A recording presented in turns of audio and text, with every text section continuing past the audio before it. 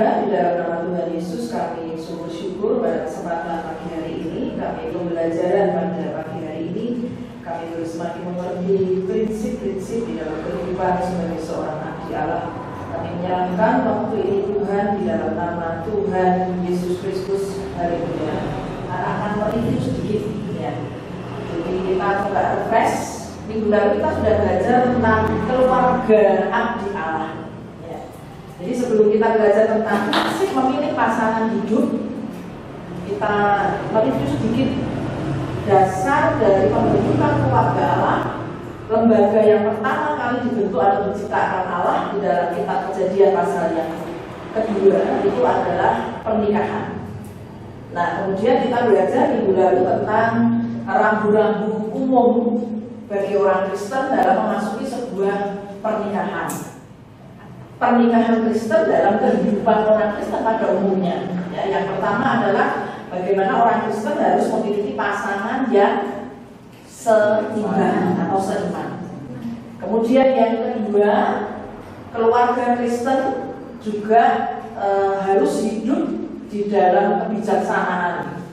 Kemudian yang ketiga, bagaimana seorang suami itu mengatakan bahwa istri itu adalah teman seperjanjian. Kemudian yang keempat, kehidupan pernikahan orang Kristen harus menjaga kekudusan dan saling menghormati.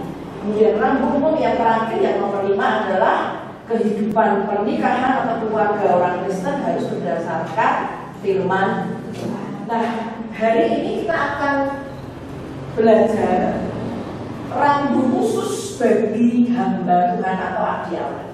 Ya. Jadi namanya saja abdi Allah atau hamba Tuhan. Berarti ini sebuah identitas, sebuah profesi yang sangat khusus. Jadi hari ini, pembelajaran hari ini tujuannya adalah saudara-saudara para mahasiswa itu nanti dapat menemukan kriteria atau prinsip dalam memilih pasangan hidup dalam kehidupan pernikahan Kristen sebagai seorang abdi Allah. Menemukannya di mana? Menemukannya di dalam Alkitab. Kehidupan pribadi dan keluarga seorang abdi Allah itu dituntut untuk lebih berkualitas. Ya. Jadi kalau orang Kristen punya sebuah kriteria, punya rambu umum, mereka harus seiman, mereka harus menjaga kekudusan. Nah, hari ini kita belajar bagaimana kehidupan pribadi dan keluarga seorang abdi Allah itu standarnya tidak sama dengan jemaat atau orang Kristen pada umumnya. Ya, jadi memiliki standar khusus, jadi standarnya itu tinggi. Ya. Kita sudah belajar juga di beberapa materi di teologi pengabdian 1 itu tentang abdi Allah sebagai kawan sekerja Allah. Jadi ini sebuah status yang tidak main-main ya. Berarti dalam memilih pasangan hidup, di dalam memulai sebuah keluarga, memasuki sebuah pernikahan Kristen, berarti standarnya khusus, ya standarnya lebih tinggi. Nah, karena seorang abdi Allah itu nanti akan menjadi contoh atau teladan. Bagaimana seorang abdi Allah itu mengajar jemaat, bagaimana seorang abdi Allah itu menggembalakan jemaat. Ketika dia mengatakan bahwa kehidupan pernikahan harus kudus, saling menghormati, saling mengasihi, ya. Hidup berdasarkan kebenaran firman Tuhan. Ketika hamba Tuhan itu bisa menyampaikan kepada jemaat, sementara dia sendiri tidak bisa menjadi contoh atau teladan. Ya, jadi hamba Tuhan itu bukan kemudian kebal, artinya baru selalu dalam standar hidup kudus, baik. Coba kita perhatikan saudara, kalau kita melihat di dalam kehidupan kita sekarang ini, ada hal-hal yang memprihatinkan karena ada keluarga hamba Tuhan yang tidak dapat menjadi contoh atau teladan. Nah, ini sorotannya itu lebih tajam karena standarnya lebih tinggi. Agar dapat melangsungkan perjalanan pernikahan yang benar, kudus dan bertanggung jawab di hadapan Allah, gereja dan manusia. Nah, manusia itu bukan hanya jemaat, berarti di mana saja bukan hanya jemaat yang dilayani, gimana? Di tempat tinggalnya, di lingkungannya, ya. Di tempat pekerjaan, di mana hamba Tuhan ini berada. Jadi dia selalu akan disorot ya, karena kehidupan pernikahannya bagus karena dia sebagai pemimpin jemaat, sebagai pemimpin keluarga bisa menjadi contoh. Nah, karena kita berbicara tentang abdi Allah atau hamba Tuhan, maka kita harus bisa menemukan prinsipnya, kriterianya itu seperti apa. Karena hamba Tuhan adalah kawan sekerja Allah, berarti ditemukannya prinsipnya juga di dalam Alkitab. Ya, jadi di dalam Alkitab terdapat kriteria-kriteria yang harus dipenuhi dalam memilih pasangan hidup. Pasangan yang harus seimbang, menghasilkan keturunan ilahi dari dalam ayat ini. Jadi kita menemukannya tidak di buku yang lain, ya, referensi yang lain, tetapi prinsip itu harus kita temukan di Alkitab. Nah, karena itu barometer keluarga hamba Tuhan yang menjadi ukuran adalah keluarga itu dulu. Ya, ini sebuah lingkungan yang paling kecil. Jadi kita jangan melihat pelayanannya, dia kok gerejanya kok besar, ya, jemaatnya kok banyak. Kenapa gereja bisa berkembang? Kenapa jemaatnya bisa banyak? Barometernya itu dimulai dari keluarga terlebih. Ya. Nah, Rasul Paulus dalam surat penggembalaan kepada Timotius mengungkapkan barometer. Jadi kalau kita lihat di dalam 1 Timotius pasal 3 ayat 1 sampai 5, yaitu yang menjadi dasar atau barometer keluarga hamba Tuhan di dalam 1 Timotius pasal 3 ayat 1 sampai 5, ya. Silakan kalau seorang untuk membacakan 1 Timotius pasal 3 ayat 1 sampai 5. 1 Timotius pasal yang pertama ayat sampai ayat yang ketiga. 1 Timotius 1 Timotius pasal yang ketiga ayat 1 sampai ayat yang kelima. Benarlah perkataan ini, orang yang menghendaki jabatan penilik jemaat menginginkan pekerjaan yang indah. Karena itu penilik jemaat haruslah seorang yang tak bercacat, suami dari satu istri, dapat memahami diri, bijaksana, sopan, suka memberi tumpangan, cakap mengajar orang, bukan peminum, bukan pemarah, melainkan peramah, pendamai, bukan hamba uang. Ya. Kalau kita melihat di sini A sampai K, berarti ada 11 ya, ditambah ada dia memiliki nama baik. Ya. Jadi Rasul Paulus mengatakan dalam 1 Timotius pasal 3 ayat 1 sampai 5, seorang pemilik jemaat, seorang pemimpin jemaat itu kriterianya seperti ini. Jadi kita bisa melihat suami dari satu istri, orang yang dapat menahan diri, memiliki sikap bijaksana, sopan, suka memberi tumpangan, cakap mengajar orang, bukan peminum, bukan pemarah, tetapi peramah, pendamai, bukan hamba uang. Kemudian seorang kepala keluarga yang baik, ya, jadi tidak melakukan kekerasan, gitu, disegani dan dihormati oleh anak-anaknya, dan dia juga punya nama baik. Ya, ini baru sebagian kecil, ya, sebagian kecil artinya dasar dari kebenaran firman. Nah, saudara, dari hal ini diharapkan seluruh anggota keluarga dari hamba Tuhan itu punya visi misi. Ya. Jadi seringkali kita melihat, wah, yang ujung-ujungnya itu adalah pemimpin. Padahal dalam 1 Timotius tadi dikatakan kepala keluarga yang ditakuti atau disegani. Disegani, ya. Dia bijaksana. Berarti bukan hanya mulai kita memilih pasangan hidup, tetapi kita harus punya sebuah visi misi. Kalau visi dari visinya, punya sebuah cita-cita itu ke depannya, bukan sekarang. Jadi seorang abdi Allah di dalam memilih pasangan hidup harus punya visi misi yang jelas, ya. Bukan hanya sekarang, memilih pasangan hidup, tapi sampai nanti hidup berkeluarga. Ya. Nah, di sini dikatakan seorang anggota keluarga dari hamba Tuhan harus berorientasi pada wawasan visi misi di Allah. Berarti yang berorientasi itu siapa saja? Hanya kepala keluarga? Kalau kepala keluarga suami berarti istri, kemudian anak. Jadi seluruh anggota keluarga itu harus mengerti, ya, mengerti. Oh, ini ayah saya, oh ibu saya, anak dari hamba. Nah, seringkali terdapat suara pembelaan diri dari para anggota keluarga Tuhan ketika menghadapi tuntutan jemaat. Nah, ini yang tidak diharapkan, saudara-saudara. Ya, sampai di sini dulu ada pertanyaan, silakan. Dari saya, Bu. Iya. Itu kan seringkali terdapat suara pembelaan diri dari para anggota keluarga Tuhan ketika menghadapi tuntutan jemaat, Bu. Nah, ini kan biasanya kan Tuhan ini mempunyai anak, Bu. Ya. Tiba-tiba anaknya ini perilakunya ini tidak sesuai dengan bapaknya sebagai hamba Tuhan. Nah, ketika ada temannya mengatakan, kamu kok perilakunya tidak mencerminkan bapakmu sebagai hamba Tuhan. Nah, apakah wajar dia membela diri? Itu kan bapak saya yang hamba Tuhan, bukan saya.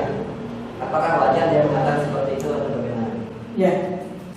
Seringkali terdapat suara pembelaan diri. Ya. Tadi ditanyakan Ucun, ketika ditanya kelakuanmu, perilakumu kok seperti itu. Ya. Ayahmu itu hamba Tuhan, ayahmu itu pemimpin jemaat, kok perilakumu seperti itu. Lalu anak itu tadi membela diri. Ini wajar atau tidak? Tidak. Ya. Anaknya mengatakan yang jadi hamba Tuhan adalah bapak saya, ya, atau ibu saya. Demikian pula bisa saja istri. Ya. Istrinya mengatakan, ketika ditanya atau mungkin ditegur, kamu sebagai istri hamba Tuhan perilaku kok seperti ini. Lalu pembelaannya adalah yang jadi hamba Tuhan itu adalah suami saya, bukan saya. Nah, ini tidak wajar. Kenapa tidak wajar adalah bisa saja karena kepala keluarga atau sebagai suami itu kurang menanamkan visi misi anak. Jadi saudara perhatikan, untuk memulai sebuah keluarga atau pernikahan dimulai dari memilih pasangan dulu. Apakah pasanganku ini tahu tentang pekerjaanku, pelayananku, visi misi Allah? Ya. Jadi kalau salah dalam memilih, bisa jadi salah. Bisa. Salah memilih pasangan tidak berdasarkan prinsipnya atau kriterianya dari Alkitab, kemudian tidak menanamkan visi misi Allah itu, tidak bisa terjadi seperti itu lagi. Ya. Jadi bisa anak yang dikatakan dulu, nah, untuk istri-istri yang Tuhan ada nggak? Ada dasar-dasar firman Tuhan. Tapi di sini sebagai kepala keluarga, dia punya panggilan, maka seluruh anggota keluarga itu harus ditanamkan dan diajarkan. Ya.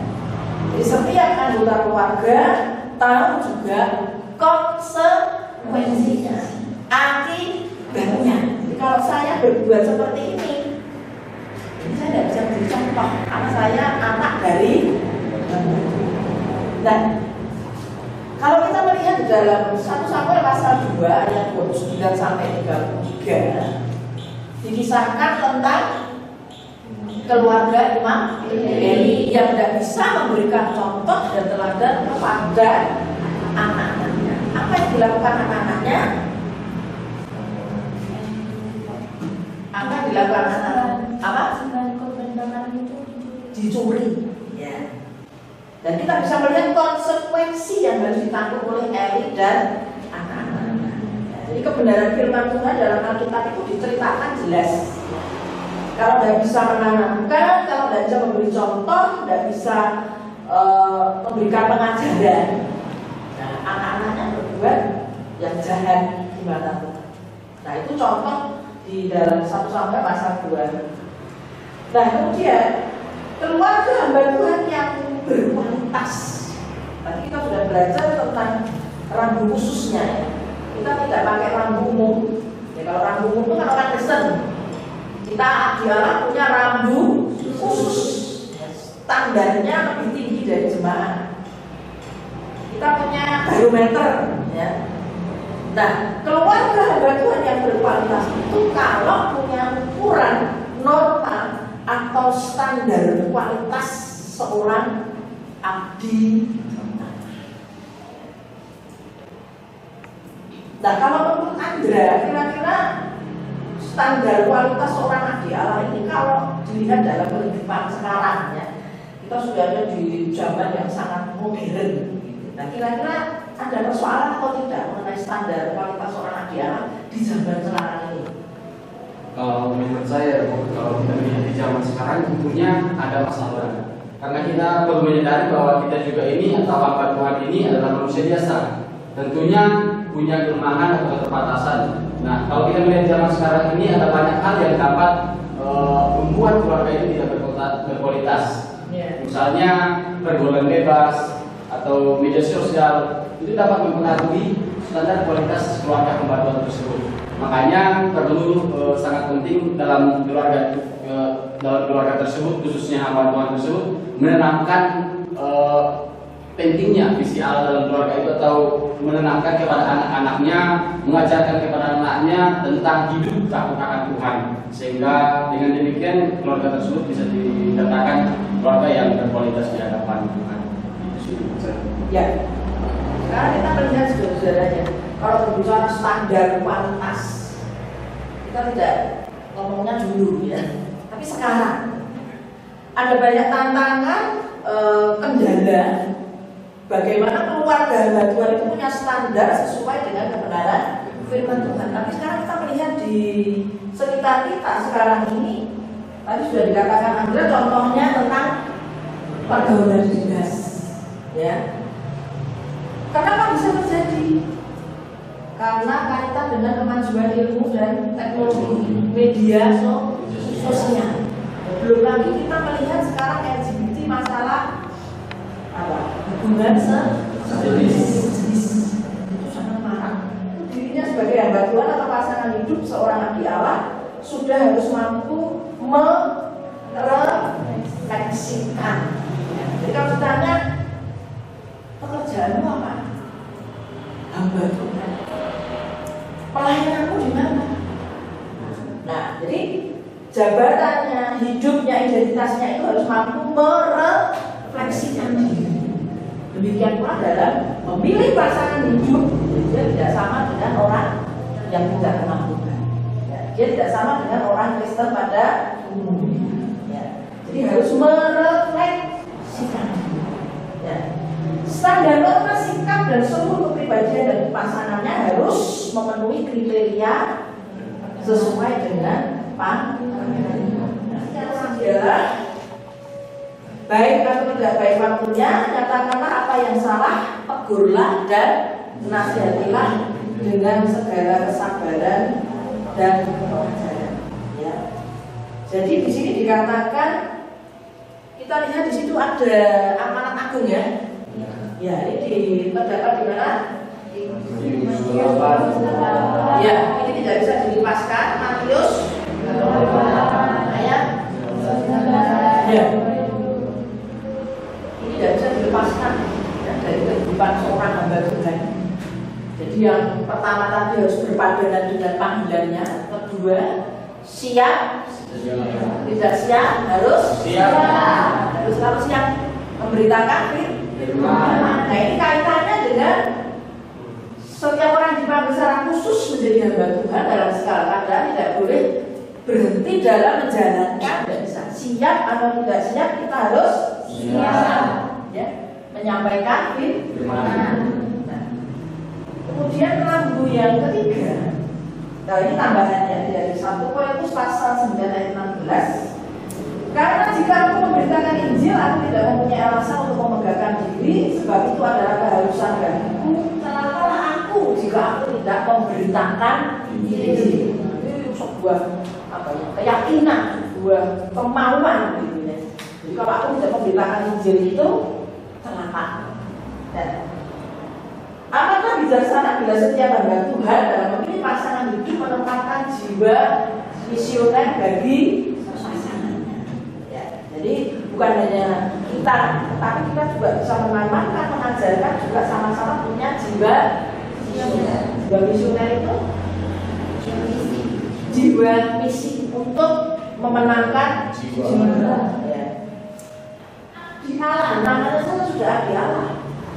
Jadi dalam pelayanan kita adalah mengabdikan diri, bukan mencari keuntungan.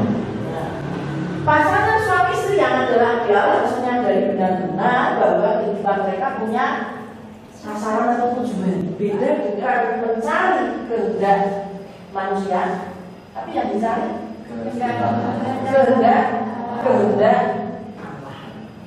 Ya. Takaran hidup baik dalam kehidupan rumah tangga itu dapat dipecahkan. Ketika memasuki kehidupan rumah tangga, persoalan semakin banyak. Nah, namun di atas itu semua yang lebih penting adalah bagaimana dasar kebenaran firman Tuhan haruslah menjadi patokan.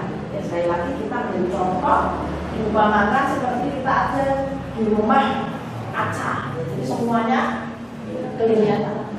Itu harapkan sebenarnya tidak hanya dari diktat itu saja ya belajar, tapi kita perlu juga membaca dari jurnal ya. Jadi itu ada artikel tentang bagaimana peran wanita dalam gereja, itu jadi baca.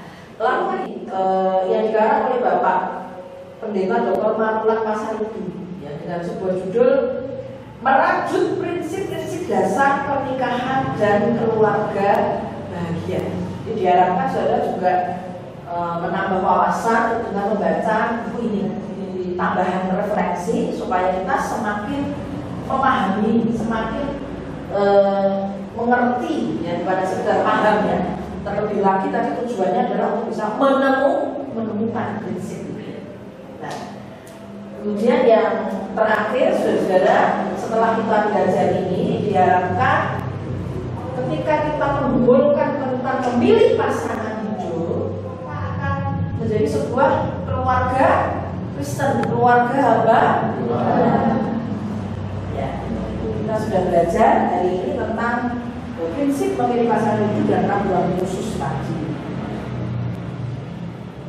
Bila ingat tadi kira-kira yang sudah kita baca? Ayat 1 Timotius 3 ayat 1 sampai 5. Ya, tadi ada berapa kriteria? Ada 11. 11 ya, ditambah satu lagi tentang nama baik. Ya. Tadi ada contoh keluarga yang anaknya itu nggak bisa jadi teladan. Kedua ya, contohnya dari Imam ya. Yang terakhir anggun, tadi yang sudah kita pelajari rambut khusus ini tadi ada berapa? 4. Masih ingat? 1? Ya, tentang apa?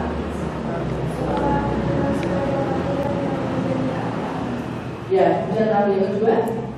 Lalu yang kedua itu tentang 3? yang tadi tentang Ya, suami istri hamba Tuhan dan di pertemuan selanjutnya untuk lebih membahas hasil wawancara saudara ya, karena ada tugas ya wawancara tentang memilih pasangan hidup dari hamba Tuhan yang sudah wawancarai, dan pertemuan minggu depan kita akan diskusikan tentang hal ini ya. Kita akhiri pertemuan kita pada pagi hari ini. Silakan saudari juga akan menutup Berkati kami Tuhan dari awal sampai akhir, sehingga penuntut kami berjalan dengan lancar. Kau juga berkati Biblia Tuhan selaku dosen kami Tuhan. Kau berkati setiap pelayanan maupun pekerjaan yang saat ini dia kerjakan Tuhan, sehingga apa yang dia kerjakan dapat sesuai dengan kehendak-Mu dan memuliakan nama-Mu Tuhan. Dan Yesus, saat ini Tuhan kami menutup perkuliahan kami Tuhan. Biarlah setiap apapun materi yang kami dapat saat ini Tuhan dapat kami terapkan dan kehidupan kami masing-masing Tuhan. Terima kasih Tuhan, kami sudah berdoa dan mengucap syukur. Haleluya, amin.